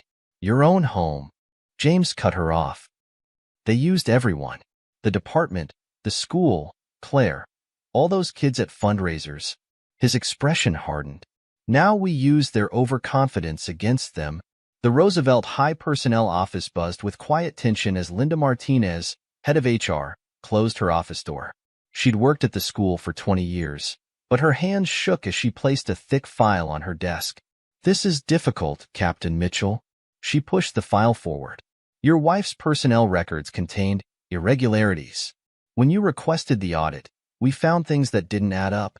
James opened the file to find medical forms bearing his forged signature. According to these documents, his bout with smoke inhalation 2 years ago had left him permanently infertile, a convenient explanation for Andrea's suspicious pregnancy. She told everyone you refused fertility treatments, Linda explained, anger creeping into her voice. Said you were too focused on your career to consider alternatives. The staff took up collections for her private medical consultations. Even the students held bake sales. How much did they raise?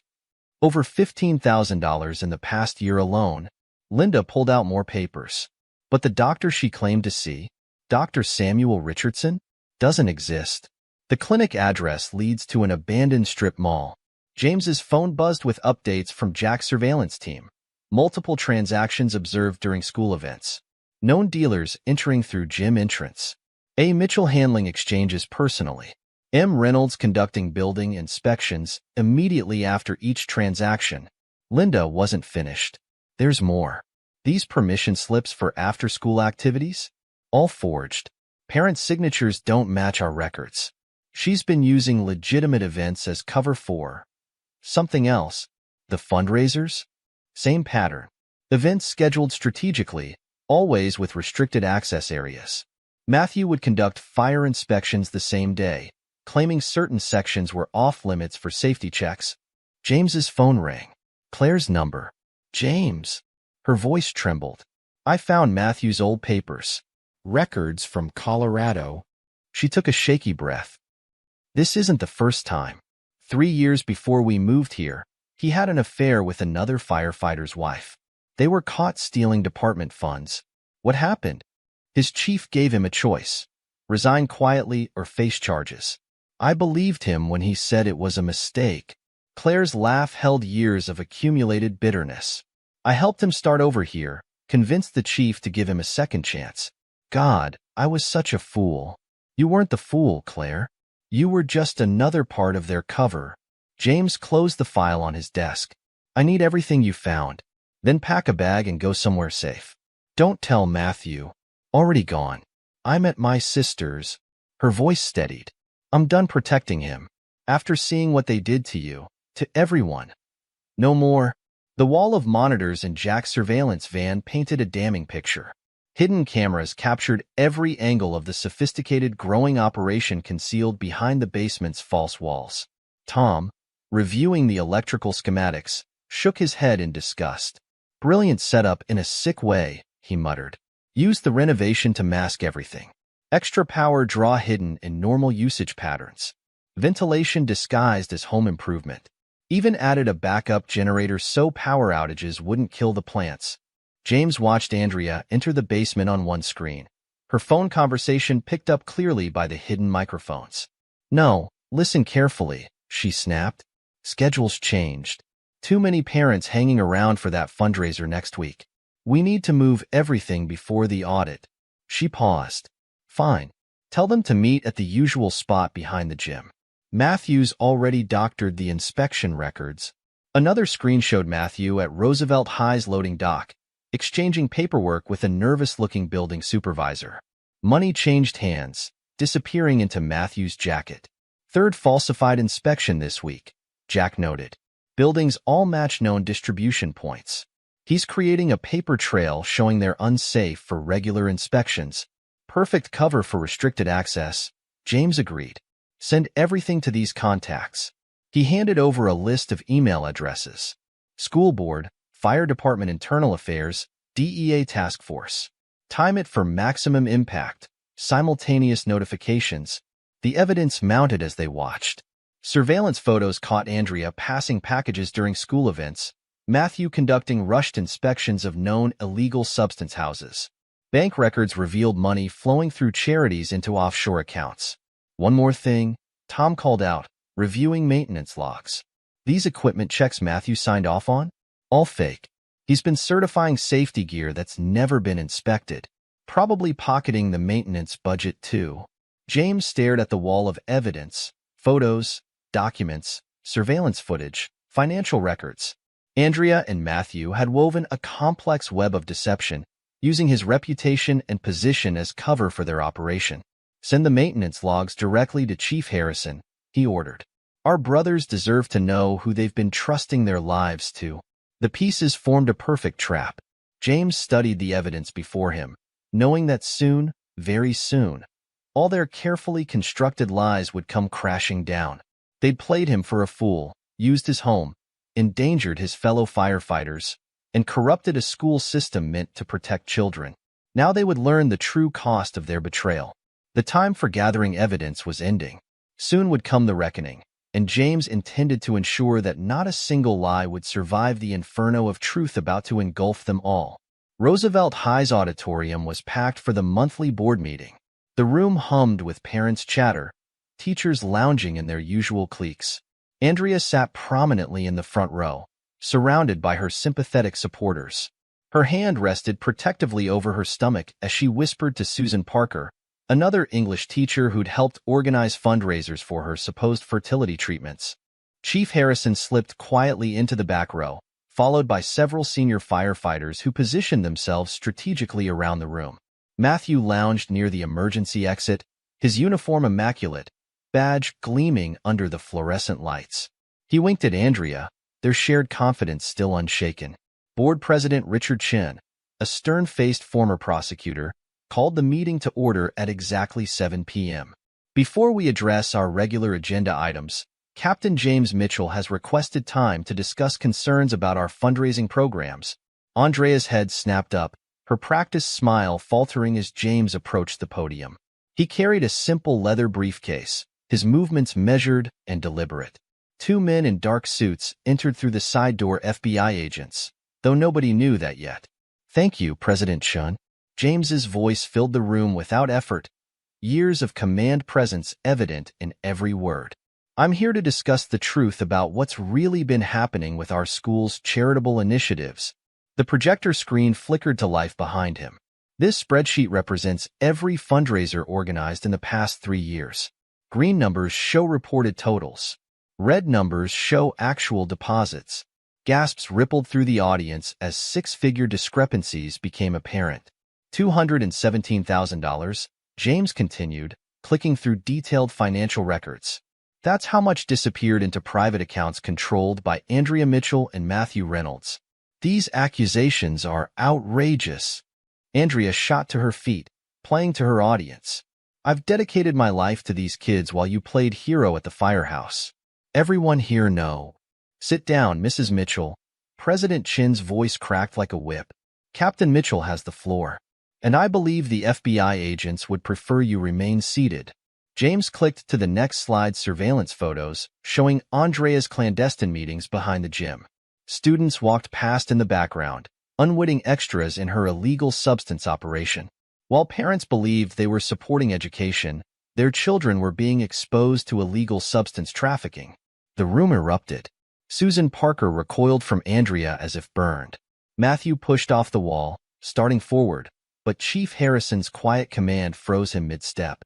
"Stay put, Reynolds." "That's an order." "The evidence has been independently verified," James continued over the chaos. Forensic accountants traced every dollar, every transaction documented, every meeting recorded. He turned to address Andrea directly. "Would you like to explain to these parents how their donations funded your affair and illegal substance operation? Or should I detail how you use school events as distribution points?" Andrea's mask cracked. "You're lying. Matthew, do something." "About what exactly?" James's voice could have frozen fire. "The illegal substance operation you built in my basement? The falsified inspection reports covering your distribution network? Or maybe your creative storytelling about my fertility?" The school nurse stood up, fury twisting her normally kind face. "We raised over $20,000 for your fertility treatments. You said your husband refused to help." "A convenient lie," James cut in. "Like the non-existent Dr. Richardson she claimed to consult. My actual medical records show a temporary condition that resolved 2 years ago. Records I never signed, by the way. Those signatures were forged." Matthew finally spoke, his voice dripping familiar contempt. "You can't prove any of this. It's your word against ours, brother. And who's going to believe?" "I believe him." Claire's voice rang clear as she entered through the side door, case files in hand. A collective gasp went through the room at her still visible bruises. "I have proof of everything. The abuse, the previous affairs, the stolen funds from his last apartment in Colorado." Matthew's face contorted with rage. You stupid bot. Choose your next words very carefully, Chief Harrison warned, standing. His next words fell like hammer blows. The department's Internal Affairs Unit is particularly interested in those falsified inspection reports, especially the ones covering buildings linked to known illegal substance dealers. The room had gone deathly quiet. Andrea's former supporters were physically edging away from her. Matthew's fellow firefighters stared at him with naked disgust. James opened his briefcase methodically. I'm providing the board with complete documentation, bank records, surveillance logs, witness statements, evidence of systematic theft from multiple charitable organizations. He turned to face the accused. You used my reputation as a shield. Used this school as cover. Children for profit and personal gain. His smile was terrifying in its calmness. Now you can explain it all to the federal agents. And to the DEA task force waiting outside. This is ridiculous. Andrea tried one last time. I'm pregnant. You can't. About that, one of the FBI agents stepped forward. We have some interesting lab results to discuss. The federal courthouse buzzed with tension as Andrea Mitchell faced sentencing.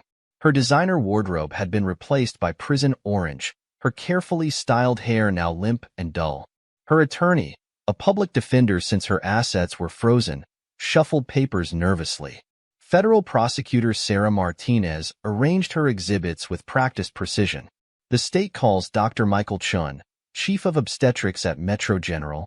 The distinguished physician took the stand, consulting his records. Mrs. Mitchell's pregnancy test results are conclusive. Conception occurred approximately 8 weeks ago, not during the claimed 5-year affair. Andrea's lawyer rose halfway. Objection. Relevance?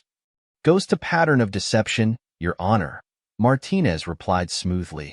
The defendant used this pregnancy to manipulate sympathy, just as she used falsified medical claims to solicit fraudulent donations. Overruled. Judge Harriet Knowles had no patience for theatrics. She'd read the case files, seen the evidence of lives endangered for profit. From the gallery, James watched with Claire beside him. Matthew's separate trial would begin next week. His falsified inspection reports had triggered investigations across 3 states, revealing a pattern of compromised building safety stretching back years. Martinez methodically built her case. Bank statements showed systematic theft from multiple charities. Surveillance footage caught Andrea conducting substance transactions during school functions. Student witnesses confirmed study sessions that were cover for dealer meetings. The defendant didn't just steal money. Martinez addressed the jury. She stole trust. Trust from parents who believed their donations helped children. Trust from students who witnessed illegal substance deals disguised as tutoring. Trust from colleagues who raised thousands for fictional medical treatments. Andrea cracked under cross-examination. You don't understand.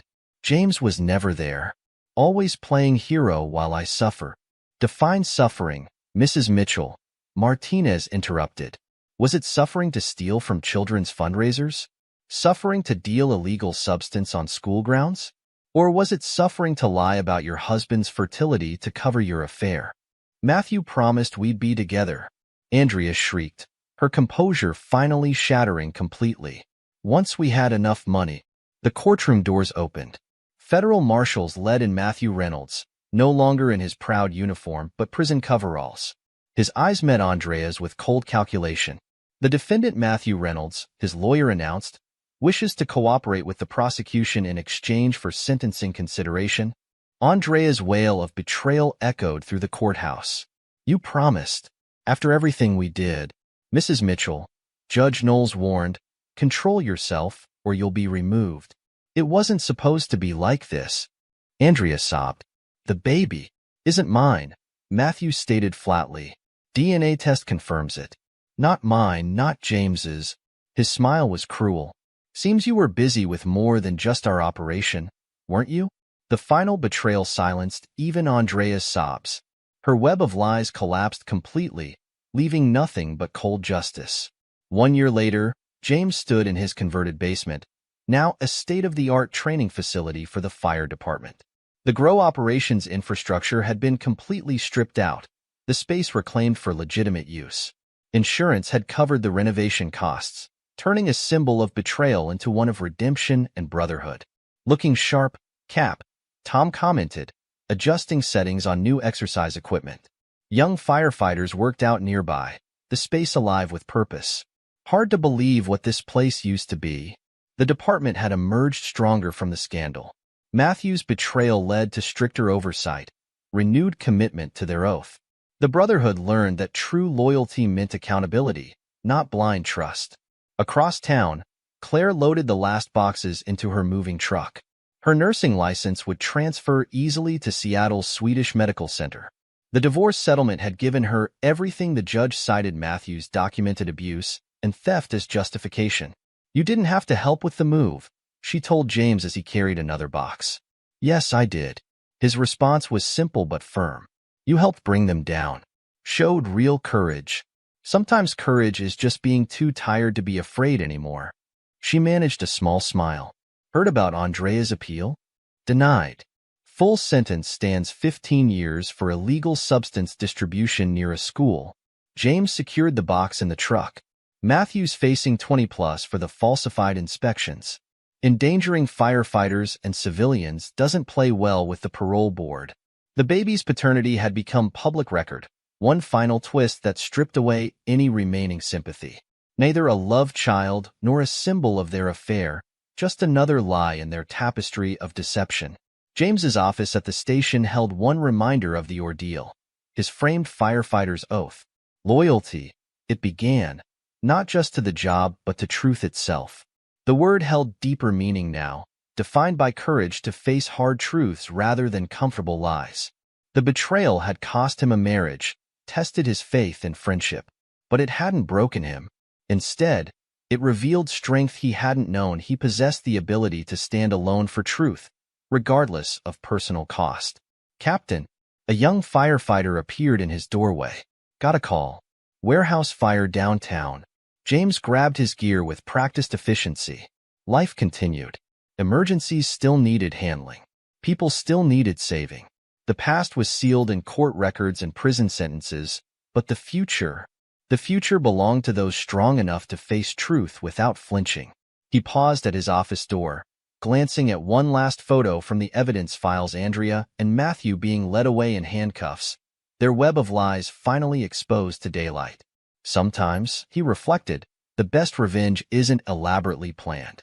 Sometimes it's as simple as letting truth have its day in court, watching as deception crumbles under its own weight. The station alarm blared. James headed for his truck, leaving the past behind. He had lives to save, a duty to fulfill, and a brotherhood that now understood the true meaning of loyalty. In the end, justice hadn't just been served, it had been earned, one piece of evidence at a time. Epilogue. 10 years later, the high-security women's correctional facility in Dublin, California looked especially stark under the morning sun. Andrea Mitchell, now inmate 47291, shuffled through her daily routine in the prison laundry. Her once perfectly manicured hands were rough from industrial detergents, her carefully maintained appearance long since surrendered to institutional monotony. "Mitchell, visitor." The guard's voice echoed through the facility. Andrea's heart leaped, then immediately sank. After 10 years, she still hoped, but it was never who she wanted it to be. Her parents had disowned her after the scandal. Her former colleagues never responded to her letters. Matthew hadn't contacted her since his testimony destroyed what remained of her life. The visitor's room held a familiar face, Susan Parker, her former teaching colleague. The years hadn't been kind to their relationship. "The board wanted me to inform you personally," Susan began without preamble. "Your teaching license has been permanently revoked." The appeal was denied. Andrea's shoulders slumped. She'd clung to hope of returning to teaching after her release in 5 years. "Susan, please. We were friends." Susan's laugh was bitter. "I helped raise money for your fake fertility treatments. My students' children I was responsible for were exposed to your substance operation. Do you know Tommy Martinez overdosed last year? His first exposure to a legal substance was during your tutoring sessions." Andrea's carefully maintained prison composure cracked. "I never sold directly to students. That wasn't part of Save It." Susan stood. "The board's decision is final. And Andrea, those recommendation letters you asked for? None of us will write them. None of us will help you teach anywhere, ever again. After Susan left, Andrea sat alone, reality crushing down. 20 years into her sentence, increased after multiple failed appeals, with no possibility of returning to her career. Her pregnancy had ended in miscarriage during her first year, and prison stress and guilt, the doctors said. The father, it turned out, was a dealer from their distribution network, adding one final humiliation to her disgrace. Across the country, in a maximum security federal prison in Colorado, Matthew Reynolds faced his own daily hell. His cooperation with prosecutors had earned him a slightly reduced sentence, but his crimes against fellow firefighters had made him a marked man among inmates. Former first responders in prison were rare and rarely forgiven by the general population. Reynolds, a guard, banged his baton against the bars. "Your lawyer's here." The attorney looked uncomfortable in the prison meeting room. "It's about your latest appeal." The fire chief testified again. Between the falsified inspection reports and the equipment maintenance fraud, they're maintaining the enhanced sentencing. "You're not getting out early." Matthew's prison-aged face showed no surprise. His testimony against Andrea had earned him 5 years off his sentence, but he still faced another decade inside. His attempt to claim mental duress from Claire's emotional abuse had backfired spectacularly when she produced years of documented evidence to the contrary. "What about my pension?" His voice carried none of its former arrogance. "Forfeit." The department's decision was upheld. "Given the lives endangered by your actions." The lawyer shuffled papers. "The civil suits are also proceeding. Once you're released, any income you earn will be garnished for restitution." Matthew returned to his cell, where a photographed newspaper clipping mocked him from the wall.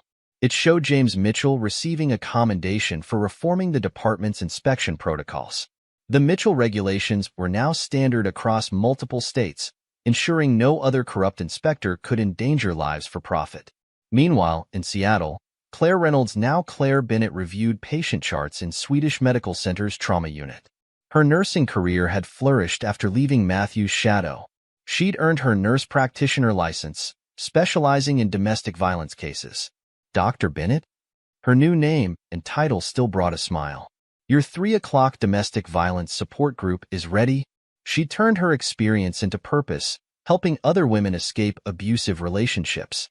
Her testimony at Matthew's trial had inspired a department-wide review of domestic violence responses among first responders, leading to stronger support systems and accountability measures.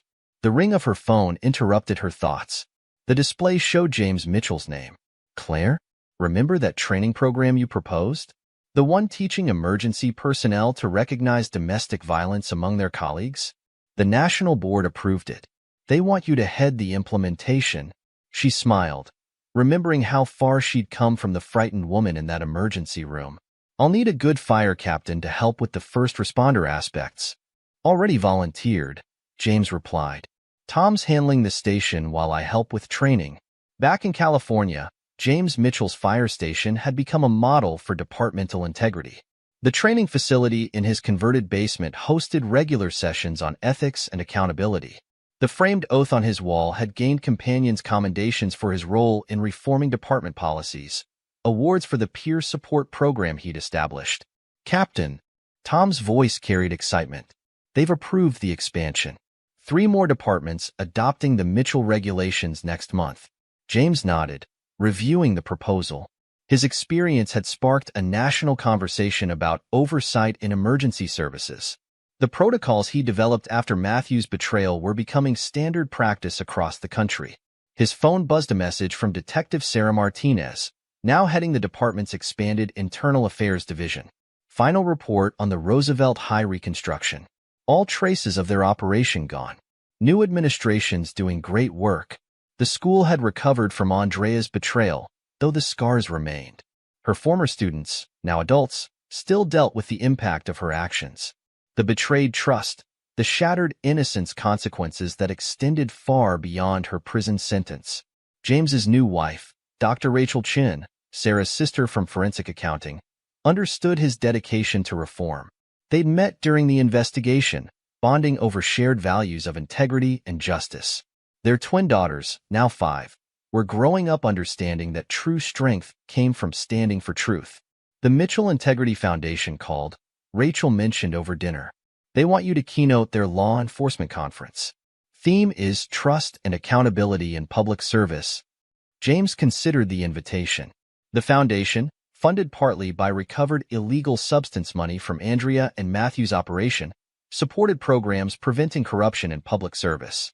Their work had helped implement many of the reforms sparked by the case. Late that night, James stood in his basement gym, now a testament to redemption. Young firefighters trained here, learning not just physical skills but ethical principles.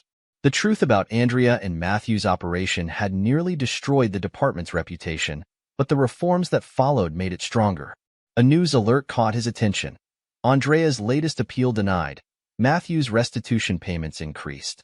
Their betrayal had failed to break him, instead catalyzing changes that would prevent others from following their path. Claire's domestic violence programs were saving lives. The Mitchell regulations were protecting communities. Even the pain Andrea and Matthew caused had been transformed into positive change. Sometimes justice isn't just about punishment, James reflected. Sometimes it's about turning betrayal into betterment, using hard truths to forge stronger systems. The station alarm sounded another emergency, another chance to serve. As James headed for his truck, he passed the wall of photos in the station house. Images of his crew, his family, his reform department, and in the center, the firefighter's oath that had started it all. Loyalty. It still began. But now everyone understood loyalty not to individuals, but to truth and justice themselves.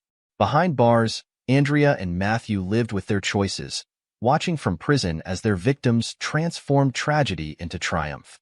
Their betrayal had failed to destroy James Mitchell. Instead, it had revealed his true strength, not just surviving their deception, but using it to protect others from similar harm. In the end, their greatest punishment wasn't the prison sentences or lost careers. It was watching from the shadows as their victims built something better from the ashes of their betrayal. That, James knew, was justice's final victory. Not just punishment, but transformation. Not just consequences, but change. The night shift stretched ahead, full of possibilities. Tomorrow would bring more training, more reforms, more lives touched by the lessons learned from one detective's determination to face truth without flinching. And somewhere in their cells, Andrea and Matthew faced their own reflections, understanding too late that their betrayal had forged not a victim, but a catalyst for change that would outlast their bitterness. Sometimes the best revenge isn't just letting truth have its day in court. Sometimes it's using that truth to build something stronger than the lies that came before. This is where our story comes to an end. Share your thoughts in the comment section. Thanks for your time. If you enjoy the story, please subscribe to this channel. Click on the video you see on the screen, and I will see you there.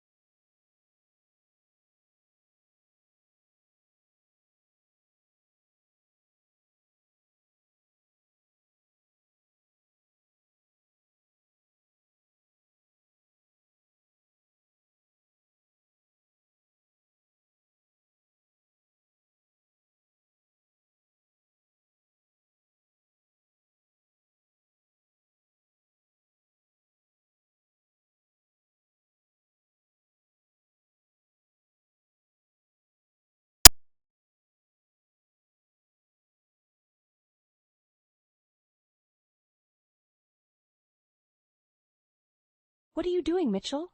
Do you think she'll ever find out? Isn't this exciting? That voice. My heart faltered at the sound of it. I had come home early, feeling uneasy for reasons I couldn't explain. Now, standing in the hallway, I could hear laughter and clinking glasses coming from the living room. Cautiously stepping forward, I peeked through the slightly ajar door. My husband Mitchell, my best friend Natalie, and my mother Donna were all sitting there, a half-empty bottle of wine on the table, surrounded by an aura of infectious joy. Mitchell's arm was around Natalie, and my mother was sitting so close to him, their knees almost touching. What's so funny? I stepped into the room, my voice heavier than I intended. The laughter died. They looked at me, stunned, eyes wide with guilt. Donna was the first to speak, masking her surprise with a too bright smile. Casey, you're home early. We were just catching up. Obviously, I said, my eyes narrowing. What's the occasion? Natalie, twirling the wineglass, tried to play it off. Just a casual get-together. We've been missing you. I scrutinized their expressions, the forced ease and underlying tension. My stomach churned. Missing me? Since when? Mitchell rose from the couch, walking towards me with an easy smile that no longer reassured me. Hey, babe, you okay? You look pale. Ignoring his concern, I focused on their little setup. So, what's this intimate gathering about? Something you wanted to share? Donna set her glass down, her hand trembling slightly. You're reading too much into it, darling. Relax. I was anything but relaxed. I crossed my arms, leaning against the doorframe. Really? Because from here it looks like a private party I wasn't invited to. A flicker of something, guilt, perhaps, flashed in Mitchell's eyes, but he quickly smothered it with a laugh. Casey, come on, it's not like that. We just needed to unwind a bit. Natalie nodded, but her agreement felt hollow, like an echo in a vast, empty space. Yeah, we just needed a break, you know? Everything's been stressful for everyone. I looked at my husband, my best friend, and my mother, feeling the walls closing in, the air heavy with deceit. Of course, I said, though I didn't believe a word. I stood there, feeling shattered but determined not to expose my hurt. Well, don't let me interrupt your good time. I turned and walked away, my steps determined, my fists clenched tight.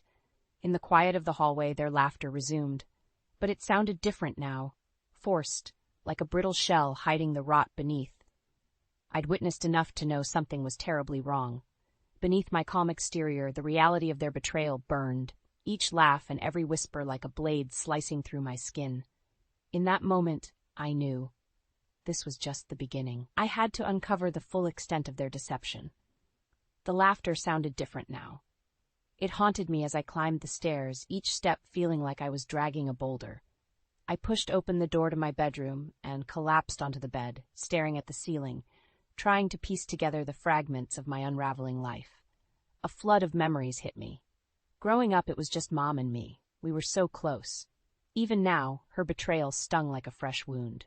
I remembered how she would hold my hand, telling me everything would be okay when things were tough. All lies now. Pushing the painful thoughts aside, I focused on my career. It had always been my escape, the one place where I felt in control. I'd worked hard for years, climbing the corporate ladder. All the late nights, the missed family dinners. Mitchell had supported me through it all, or so I thought. Now it seemed like it had given him time to form his twisted trinity. A faint knock on the door pulled me back to reality. Casey, can we talk? Mitchell's voice was on the other side. I clenched my teeth, forcing myself to stay calm. I opened the door. What do you want? He looked uncomfortable, scratching the back of his neck. I noticed you weren't yourself downstairs. Are you okay? I don't know, Mitchell. You tell me. My voice was cold, distant. He stepped closer, reaching out, but I stepped back. Casey, please, you're overreacting. Nothing's going on. Overreacting? The word bounced around in my head. Is that how you see it? Just friends hanging out, right? He sighed, frustration creeping into his tone. Yes, that's all it is. You're making this bigger than it needs to be. I laughed, a bitter sound. Bigger than it needs to be? My husband, my best friend, and my mother hiding things from me. Yeah, I must be crazy. Before he could respond, my phone buzzed.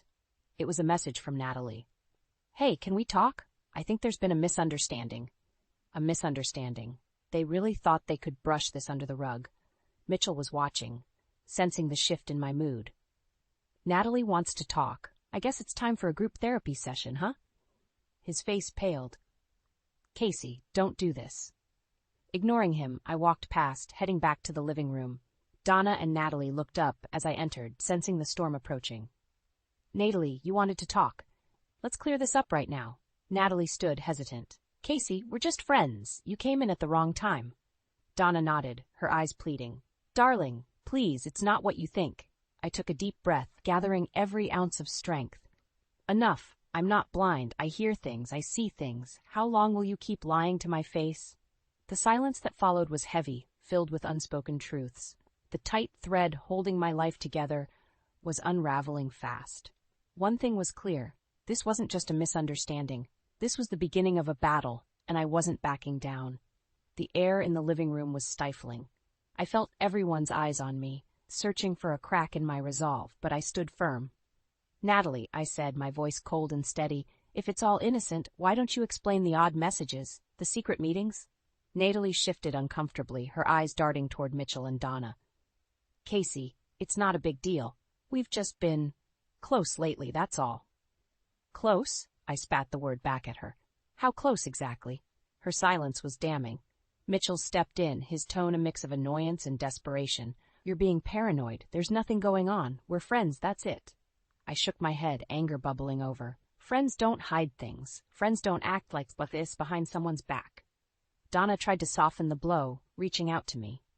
Honey, you're working so hard. We just wanted to make sure you had support, people to lean on. My mother's attempt at justification pushed me over the edge. Support?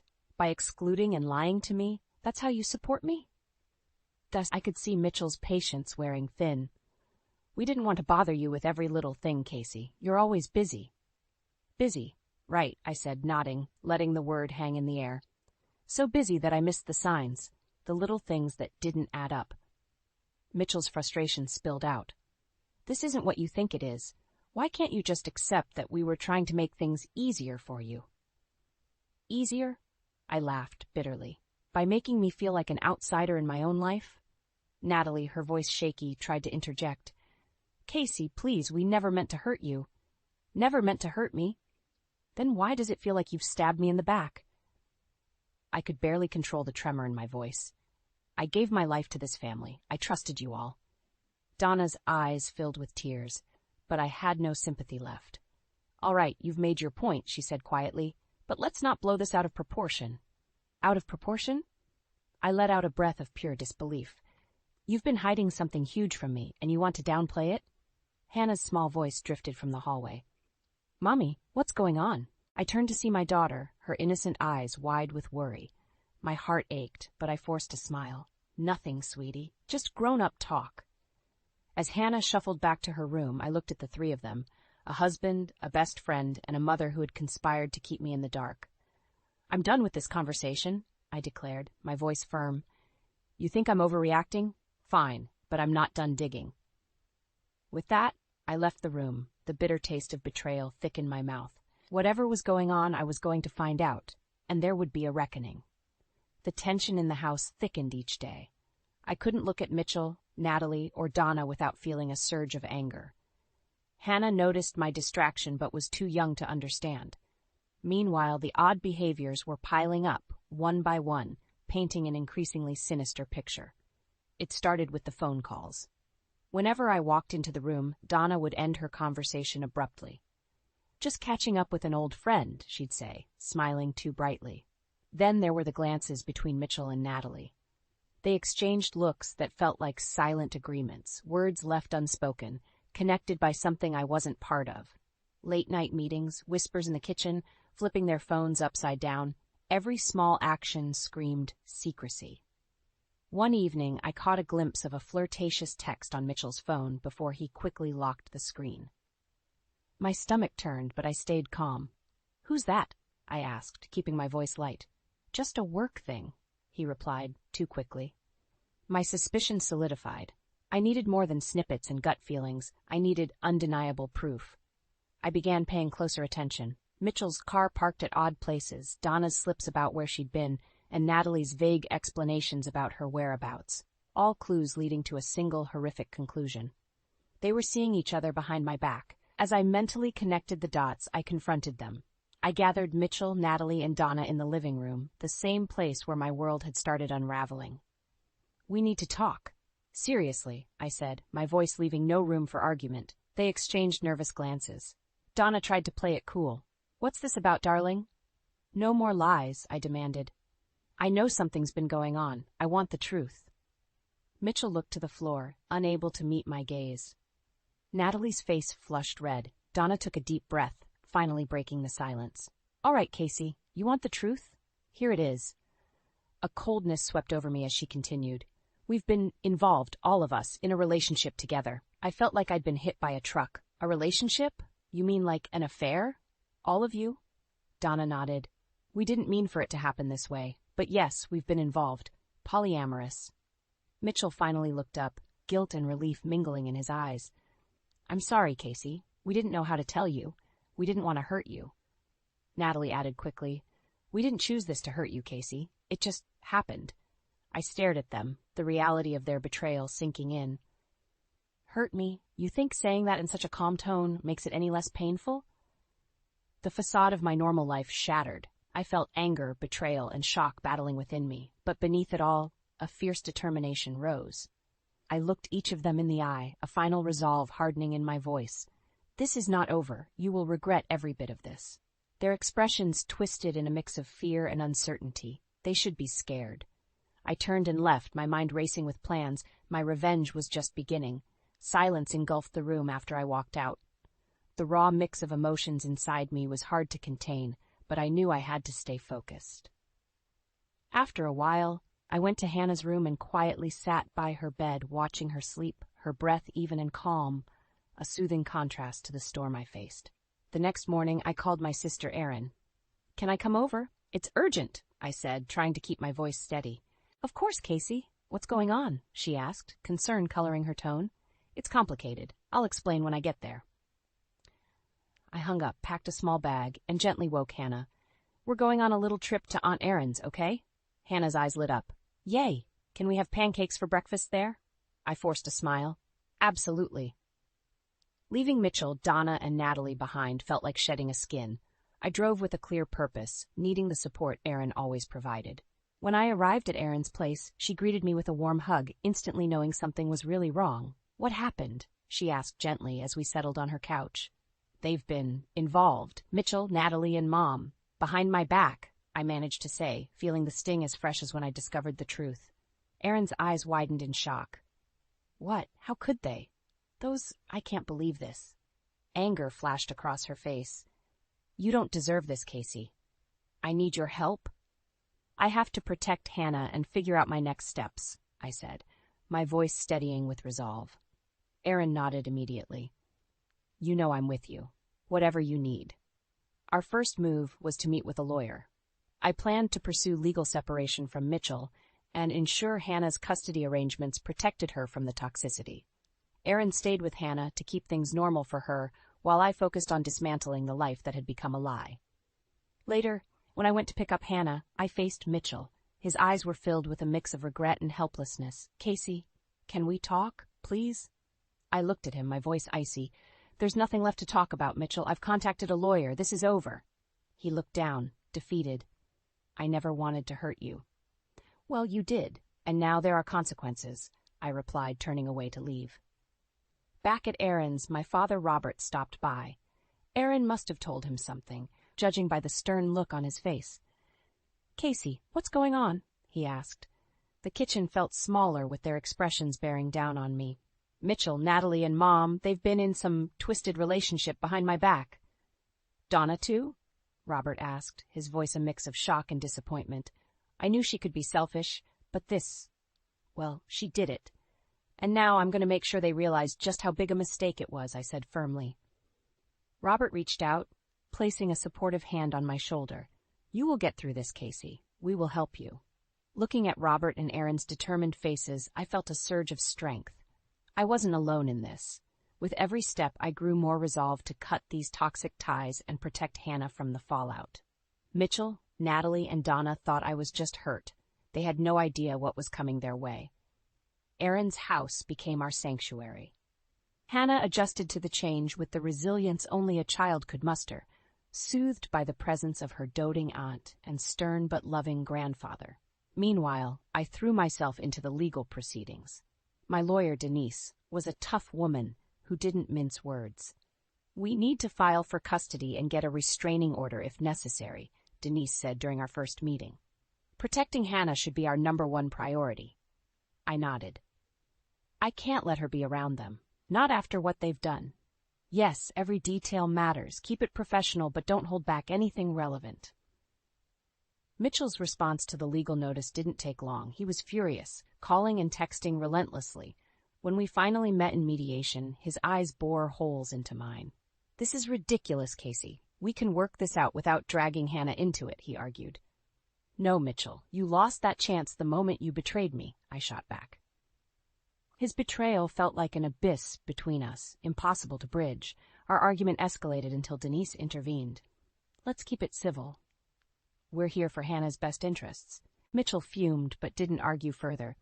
His lawyer tugged at his sleeve, signaling it was time to dial it down. But I knew the simmering rage and desperation hiding behind his calm facade.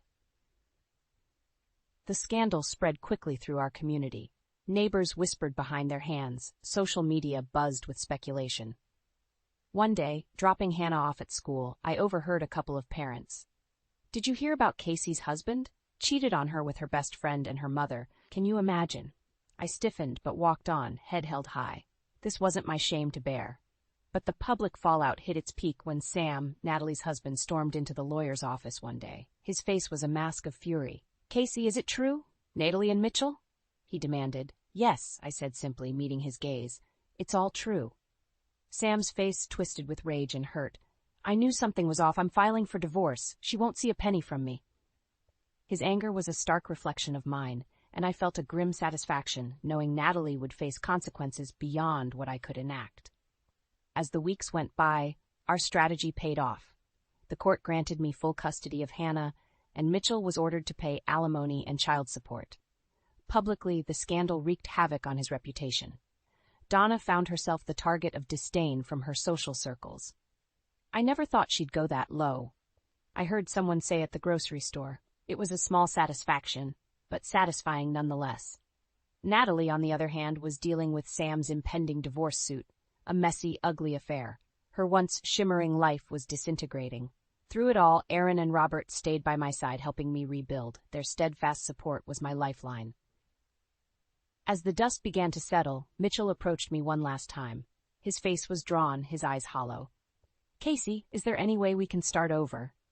I looked at him, the man who had once been my world, now alien to me. "No, Mitchell, we're done. You need to live with the choices you made. Hannah and I are moving on." Turning away, I felt a surge of relief. I had faced betrayal and found my strength. The road ahead wasn't clear, but at least it was mine to walk, free from deceit and betrayal. Life had settled into a new rhythm at Aaron's house. Hannah was adjusting well, and I finally felt a sense of control returning. But I wasn't done. The time had come for my revenge. Late one evening, after putting Hannah to bed, I sat down with Aaron. "It's time. I need to expose them," I said, my voice resolute. Aaron leaned in, her eyes full of determination. "What's your plan?" I pulled out my laptop and showed her the secret recordings I'd managed to collect over the past few weeks. Mitchell's confessions, Natalie's guilt-ridden ramblings, and Donna's shocking admissions. "These need to go public. People need to see who they really are," I explained. Aaron nodded. "Let's do it. They deserve everything coming their way." Together, we uploaded the videos to a hidden social media account and shared the links anonymously with several community groups and local news outlets. It didn't take long for the videos to go viral. The fallout was immediate and brutal. Comments poured in, expressing disdain and disbelief. The once respected Mitchell, Natalie, and Donna were now subjects of vicious gossip and public shaming. I received a text from Mitchell late that night. "Casey, you need to stop this. It's ruining us." I ignored it. There was no room for mercy. A few days later, I ran into Donna at the grocery store. She looked haggard, a shell of the woman she once was. "Casey, I can't go anywhere without people staring at me. How could you do this?" I met her eyes without flinching. "You did this to yourself, Mom. Actions have consequences." Natalie's life was unraveling too. Sam's divorce suit was the talk of the town. I heard through mutual friends that she'd been forced to leave her job. One evening, she called me, her voice trembling. "Casey, please, I'm begging you, stop this. I've lost everything." "Good," I replied coldly. "Now you know how it feels." Mitchell, desperate, showed up at Aaron's doorstep. Aaron stood firm, blocking his way. "You're not welcome here, Mitchell. Leave." He pleaded, "Please, Casey, I was wrong. I'll do anything to fix this." I stepped forward, my face a mask of resolve. "Fix it? There's no fixing this. You did this. Now live with it." With Mitchell gone and my revenge complete, I felt a strange sense of closure. Aaron and Robert's unwavering support had given me the strength to reclaim my life. It had been a long, painful journey, but I had survived and emerged stronger. Through the chaos, Hannah remained my beacon. One evening, as we sat together watching her favorite show, she turned to me and said, "Mommy, are we happy now?" I smiled, genuinely this time. "Yes, sweetie, we're happy." In the weeks that followed, Mitchell's life fell apart. He lost his job, became a pariah in the community, and was left to brood in his isolation. Donna and Natalie were similarly ostracized, struggling to rebuild their shattered reputations. As for me, I found peace in the simple joys, morning pancakes with Hannah, quiet evenings with Aaron and Robert, and the calm certainty that I had done the right thing. The web of deceit that once strangled my life was gone. Looking ahead, I saw a future filled with hope and new beginnings. Mitchell, Natalie, and Donna had tried to break me, but all they did was make me stronger. Standing in the warm sunlight, holding Hannah's hand, I knew that we had finally found our way out of the darkness, and there was no going back. Months passed, and a sense of normalcy slowly returned. Aaron's house had become a home for Hannah and me. The chaos created by Mitchell, Natalie, and Donna's betrayal was starting to feel like a distant nightmare. One sunny Saturday morning, Aaron and I were watching Hannah play in the backyard when the doorbell rang. It was Mitchell. He looked like a ghost of his former self, pale, tired, and aged beyond his years. "Can we talk, please?" he asked, his voice barely above a whisper. Aaron stayed inside, ready to intervene if necessary. I stepped out onto the porch, folding my arms. "What do you want, Mitchell?" He struggled for words, desperation clear in his eyes. "I lost everything, Casey. My job, my friends, my life. I know I deserve it, but I need to see Hannah. Please." "She's doing fine without you. Better, in fact," I replied, not ready to soften. "Casey," he pleaded, "I know I can't fix what I did, but she's my daughter, too." "I don't want to miss her growing up," I sighed, feeling a conflict within. "You should have thought of that before you betrayed us." He nodded, a broken man. "I know, and I'll spend the rest of my life making it up to both of you if you'll let me." "Go home, Mitchell," I said warily. "I'll think about it." Back inside, Erin looked at me, concern etched on her face. "You okay?" "Yeah," I said, exhaling slowly. "Just dealing with the wreckage." My father, Robert, came by often, offering the kind of quiet support that spoke volumes. "You're doing great, Casey. Better than I ever expected." "Thanks, Dad," I said, appreciating his steady presence. His wisdom anchored me, reminding me of the simple truths that kept me grounded. Donna's attempts to mend our severed bond were less frequent but equally poignant. One afternoon she called. "Casey, I miss you. I'm so sorry for everything." "The damage is done, Mom," I answered with a sad finality. "It's going to take more than an apology to fix this." Over time, the sharp edges of betrayal dulled, replaced by a new focus, Hannah's future. We settled into a comfortable routine, life's small joys reminding me what mattered most. I threw myself into my work, finding new goals and achievements to pursue. One evening, as I tucked Hannah into bed, she looked up at me with bright eyes filled with trust. "Will Daddy ever come home?" I brushed a strand of hair from her face. "Maybe someday, sweetie, but remember, you're surrounded by people who love you. That's what matters." In the following months, Mitchell tried to rebuild his shattered life. The floor of rock bottom taught him humility he'd never known. Natalie and Donna, too, faced their own lonely paths, ostracized by friends and community. I received updates through the grapevine but kept my distance. Their struggles were theirs to bear, consequences of their choices. I was busy with something far more important, creating a safe, loving environment for Hannah. One day, walking hand in hand with Hannah through a park, I felt a sense of peace. "Mommy, look at the ducks," she shouted excitedly. I smiled, squeezing her tiny hand. They're beautiful, aren't they? For the first time in a long while, the future looked bright. I had faced the nightmare, fought my battles, and emerged stronger. The chains of betrayal had been broken, replaced by new hopes and dreams. Standing there, watching Hannah laugh and play, I knew we were going to be all right. Our story wasn't just about revenge, it was about rediscovering life, finding strength in the ruins, and building a future free from the shadows of deceit.